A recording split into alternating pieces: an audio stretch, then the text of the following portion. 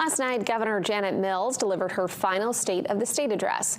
During the speech, she highlighted an affordability agenda, proposing a $300 relief check and expanded housing initiatives. The governor also called for a cell phone ban in Maine schools and reaffirmed support for the free community college program.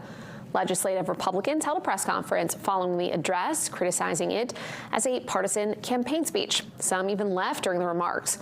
Republicans argue that Democrats and the governor are responsible for the state's affordability crisis. They say it's the fault of Democrats and the governor that affordability is an issue in the state.